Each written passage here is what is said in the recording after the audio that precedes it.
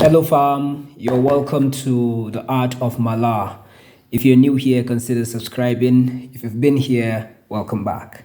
Today we'll be talking about cross-hatching, and this drawing, this drawing, this drawing, this drawing, this drawing, this drawing, and this drawing were all done using cross-hatching.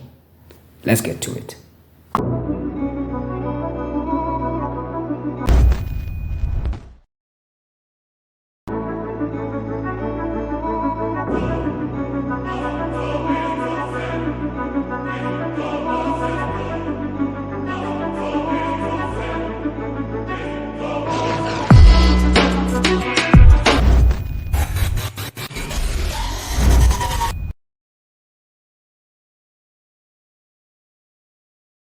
So today I want to go straight to the point and see how short I can make this video. So let's go. What is cross-hatching? Cross-hatching is hatching with another layer of hatching but in a different direction. Too much talk. Let me show you. So from my last video, in the first video in the series of ballpoint pen shading techniques, I told you if you did something like this, this is called hatching. But cross-hatching is getting this kind of lines again, another set of hatching over this one, just in a different direction. So this is cross-hatching. I would recommend that you go watch the video I made on hatching so that you understand this, because I covered some basics here. I really do not want to go into all of that in this one. So let me just give you the basic idea of hatching. So you have this, right? So you have this plus this, and you get this is hatching, this is hatching, this is cross hatching. Simple and short. But how do you create tones with cross hatching? We'll do the same thing we did with hatching, but this time around I'll just do it systematically so that you can follow me. So now this is 1, 2, 3, 4, 5, 6, 7. Yeah. Okay. So the first one, we're doing it this way at this angle. So we're doing all the boxes at this angle. If you had followed, if you've watched or seen the tutorial on hatching, you would understand why we're doing all of this. So I recommend that you go back and go watch that. So we're going in this same angle for all the boxes. All the boxes. So we're just going through all of them like that. So this is our first tone, right, of hatching. But what we're doing here is cross hatching. So we'll add this angle here. So that's what we're going to be doing now. And this is going to go over all the boxes. All the boxes. I'm just doing this just to show you the basic concept of all of these things. So all those portraits I showed you earlier, this was how it was made, but of course not directly like this, but you get my point. So let's add this angle now to all of this, right? So we're adding this. Oh no, we're not going to add it here. We're going to add it to this one to make it darker. So sorry about that. So we're adding this all over the boxes, over all the boxes. Oh, English.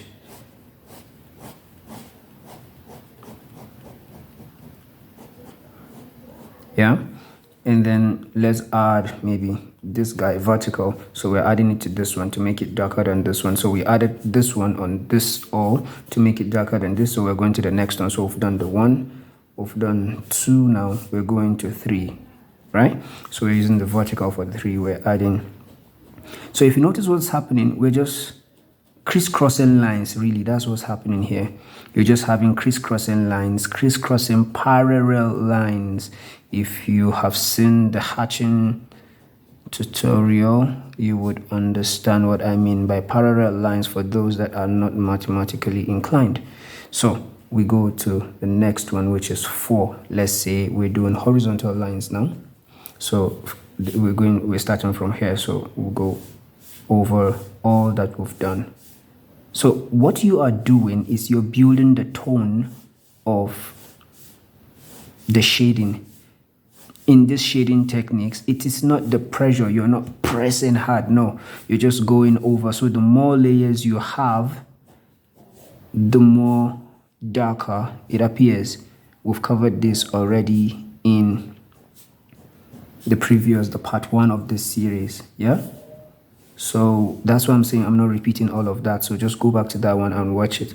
So now we get to number 5. You will create yet another angle, this angle, let's say. So where is it? We're at number 5. So we create this angle.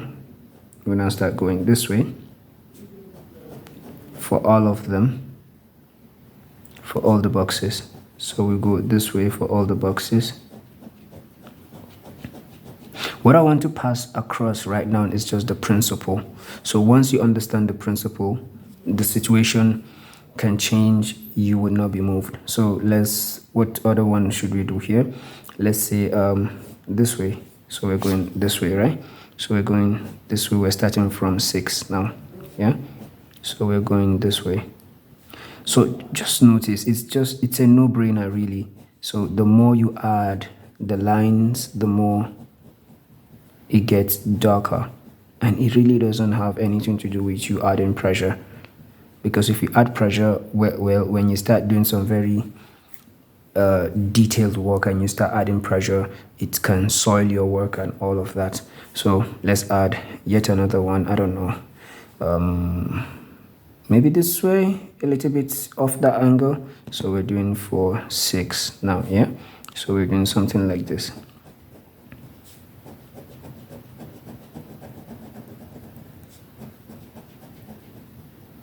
So this guy is darker than this guy is darker than this guy is darker than this guy is darker than this one, like that.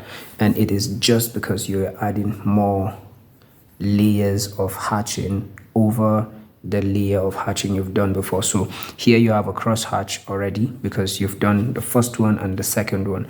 Then here you added another one, like that. So that's how it goes progressively, yeah. Basically, this is how this one is.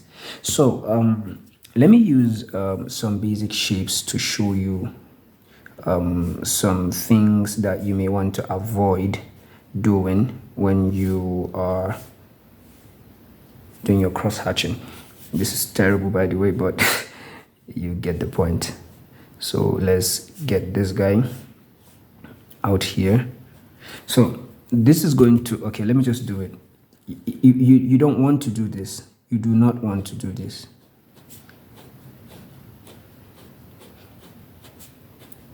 It's cross hatching, but you will have to start with hatching, yeah? Okay, good. So this is your hatching, and you decide to cross hatch this way. Or let me just say it this way.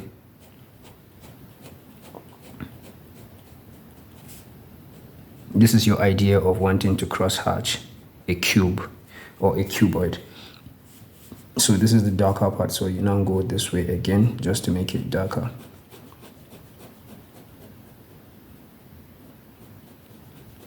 So this is what's going on here. If you're looking at the tone, yes, you have gotten the tone. Let me say the light is coming from up, right? You really have gotten the tone, but you've lost the illusion of the volume of a cube. If you don't understand what I mean, let me show you. But first, you see, this is seeming like the box is open and you have lines showing like this part of inside of the box or inside of a box or something like that.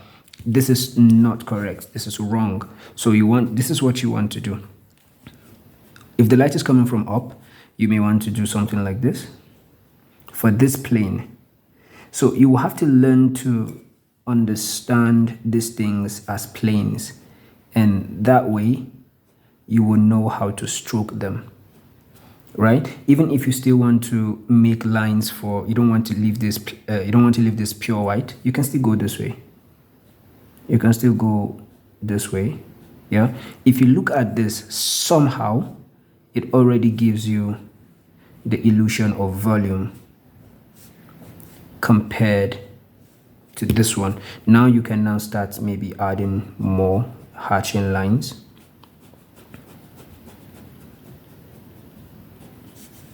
right? And let me say your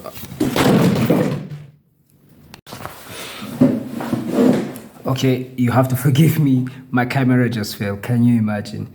What was I saying? I think I was about talking about this. Okay, so here you want to have something maybe like this, yeah, and then have something like this for the darker part of this place here. So structurally speaking, this guy stands. I mean, it gives you that this guy is going this way. Like, I mean, you can see it's more balanced compared to this one, right? So let's get to a sphere. A sphere, you just get a sphere here, and you say the light direction is probably coming from here. You get a sphere, and the light direction is coming from here, right? So let's start by putting this. Let's just the way we did it with the hatching lines, right? Like that. Now you can easily just start this. There are different school of thoughts, but I think for me, it depends on how you are able to bring out what you want to bring out, plus what you are gunning for and what your style probably is, right? So some people feel that doing it this way is wrong. Like it just takes away the illusion of volume. Some think that if you're doing it this way, let me just finish up first, then you can understand better what I'm getting at. Some people say if you're using just flat straight lines to do this, you are wrong. If you're using just straight lines to do this, you are wrong. You would just, I think what they are saying is that you will be able to create the tone, but you would have lost the illusion of volume. That is their argument. Now, I understand where they're coming from, but like I said, there are a lot of things that people tell you on YouTube or even in art school that I personally do not agree with. And this is because everybody has their own style, like I said in some of my tutorials before now. They think this is wrong. They say this is wrong. What they would rather want you to do is, okay, before I go into that, if you're doing your cross-hatching, you could do cross-hatching like this. Or whatever angle you do it, whatever acute angles you join together to give you whatever, all these are considered flat. Oh, I hate writing. Jesus help me. Okay, all these are considered flat. What they recommend is you can use this to do stuff like this, but you should use curved cross hatching to do things like this, so that it gives the illusion of volume, right? So it gives the illusion of volume and all of that. That's really what they are saying. So if you want to use this to do something like that, you have something like this. Now what you want to do is this.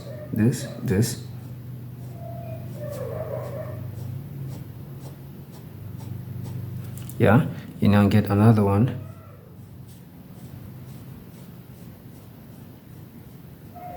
Like that. You may want to get yet another one coming this way. But everything you're going to be using will be either this, but not this, and this. So you just keep going like that. So it helps to reinforce the contouring of the sphere that you are trying to get. But I don't think this should apply so much to the shadow, because it's the shadow. It doesn't have a form apart from just taking the form of the surface that it is falling on. Yeah, so basically that's what they're saying. So you keep going, following the curvature of the sphere and adding all that you need to add so that it sells the illusion of volume and the curvature of the sphere.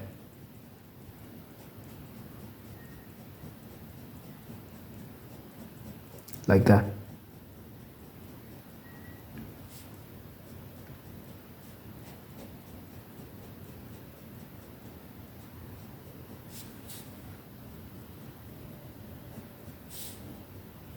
You get it?